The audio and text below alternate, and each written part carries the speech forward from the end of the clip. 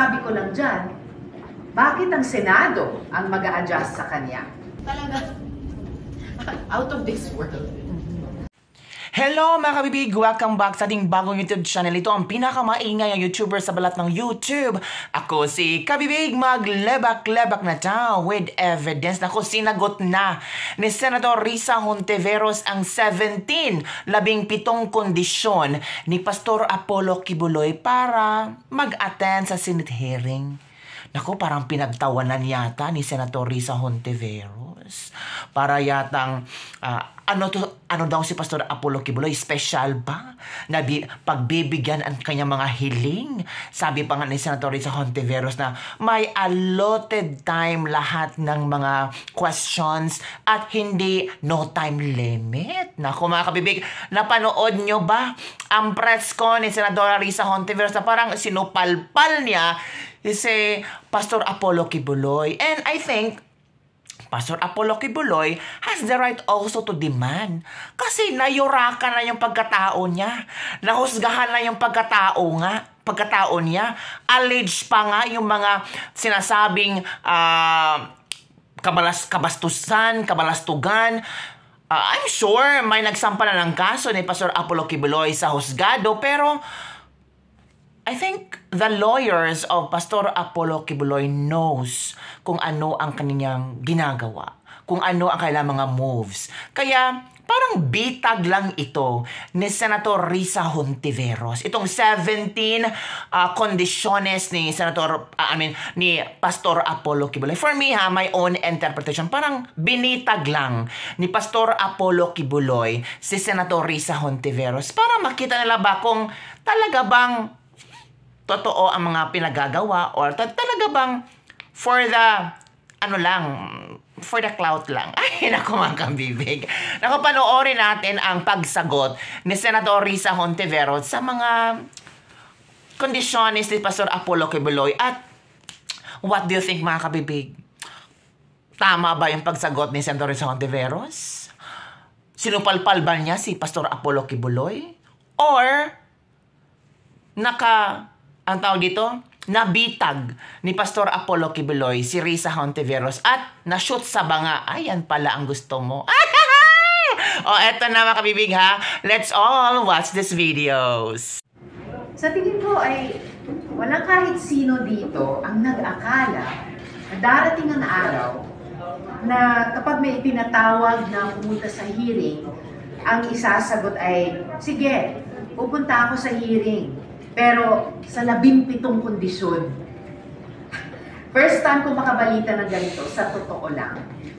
Dinaig pa ni Pastor Kibuloy ang 10 utos ng Diyos. At ang masasabi ko lang dyan, bakit ang Senado ang mag-a-adjust sa kanya? The Senate will not bend its rules and procedures for you, Pastor Kibuloy. Even if you are, as you say, a self-appointed son of God. Hindi kami para utusan mo. You will not mock the system of checks and balances during our watch. And this is not up for debate. Heard from this trip, including private jet flight back and forth with parking in NAIA, food according to my dietary requirements, and fees for accommodation in a 5-star hotel for me and my party must be shouldered by your office. So wow, kukulangin pa talaga yung ipinalimos niya sa mga tao niya para sa jet fuel. Ito ngayon ay mayroong all expenses for that private jet flight. Merong pang food requirements at hindi lang 4-star, 3-star, 2-star, 1-star, 5-star hotel. Up for debate. Imbes na pinanindigan sana ni Kibuloy ang pag-astang hambog, nagpakita na lang sana siya sa Senado at nagbigay ng statement on record ukol sa mga bintang laban sa kanya. Napakarami na niyang sinayang na oras at pagkakataon. Tungkol naman sa pirmahan para i-block ang contempt order laban kay Kibuloy. Ang huli nating balita ay 4 pa rin sila. At ang masasabi ko naman dyan ay Happy International Women's Month pa rin sa aking mga colleagues. resources. That includes you, Madam Chair. No time limit. Eh, yung mga resource persons nga sa hearing ay hindi pinapayagang i-interpellate ang isa't isa. Ang mga miyembro lang ng Senado ang nagtatanong sa resource persons. At lalong walang resource person na nagtatanong o nagko-cross-examine sa chair. At madalas, in the interest of time, kami mismong mga kako-senador ay nag-o-observe ng time limit ayon sa facilitation ng chair. Ito sila, no time limit. So, talaga, out of this world. O so yun na nga mga kabibig. Marami ding mga bashers ni Pastor Apollo Kibuloy ang sasabing, sino ba yung pastor na iyan? Napaka bastos? And ano ba siya? Special para pagbigyan ni Senator Risa Hontiveros? Hindi ba siya nahihiya sa mga ginagawa niyang kabastusan? Sa mga ex-members niya? Sa mga minolista niya? Sa mga ginahasan niya? Sa mga inabuso niya? Hello po. Take note po, alleged po lahat. At si Pastor Apollo Kibuloy po ay sasagutin niya lahat ng mga akusasyon niyan sa hukuman, hindi po sa Senado. Kaya nga, nagbigay si Pastor Apollo Kibuloy ng 17 conditions kung kayang ibigay ni Senator Risa Hontiveros. Sino bang unang nagpasabog ng issue? Si Senator Risa Hontiveros, di ba mga kabibig? So, na-drag yung pangalan ni Pastor Apollo Kibuloy, napahiya na si Pastor Apollo Kibuloy, in the other way around, pinahiya mo na ako. Sige, mag-request ako. Kung gusto mo talagang sagutin ko lahat ng mga questions nyo, edi mag-request ako. Diba? Pribadong citizen si Pastor Apollo Kibuloy. Nako mga kabibig. Ano kaya mangyayari, no?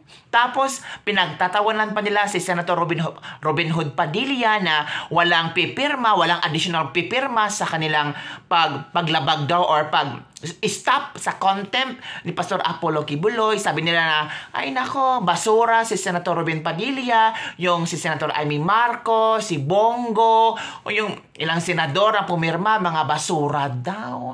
Dapat sana hindi na sila tatrabaho bilang senador kasi we are on the side of Pastor Apollo Kibuloy na bastos at manggahasa ng mga tao, mga babae. Mga ganun ba? Ay nako, mga feeling perfect. Mahimik kayo dyan, allege pa nga. So maghintay-hintay tayo. Kung itong lahat ng akusasyon ni Pastor Apollo Kibuloy ay mabigyan ng katarungan ito sa Korte Suprema or magbigay ng verdict ang Korte Suprema at nakita nila na may kasalanan si Pastor Apollo Kibuloy, ibabash natin ng sobra-sobra na highest level. Pero, pag makitaan na inosente ang pastor at gawa-gawa lang ng mga witnesses ang mga sinasabi nila, nako, magkakaso si Pastor Apollo Kibuloy sa inyo. Handa na ba kayo? Yun na. So, kabibig, ano ang inyong comment tungkol dito? Don't forget to like, subscribe, and share this video. Sabi nila, kabibig ha, laban kay Pastor Apollo Kibuloy. Hindi ako laban kay Pastor Apollo Kibuloy. Tinitingnan ko lang kung ano ang ba ang dapat. Kasi, kung merong mga aligasyon pa lang ha, aligasyon pa lang. Kabibig, may mga witnesses na, hindi ka ba naaawa? Naaawa ako sa mga witnesses. Gusto ko rin silang makakuha ng katarungan. Pero dapat pa ba nating ipahiyain pa ang mga witnesses sa Senate hearing na live, mapanood ng maraming tao? Hindi ba kasobrahan na yan? Kung pwede sa hukuman na lang sila magsalita, doon na lang privately. Diba? Yun nakabibig. Kasi sa TV, sa social media, the more mapahiyayan pa mga sarili nila. O kaya yung kabibig, makamit naman yung katarungan nila, bigyan natin naman sila ng kahit konting respeto. Or, kung hindi nila respeto ng sarili nila, tayo na lang ang respeto sa kanila. Yun lang mga kabibig. Don't forget to like, subscribe, and share this video. Bye everyone! See you next time!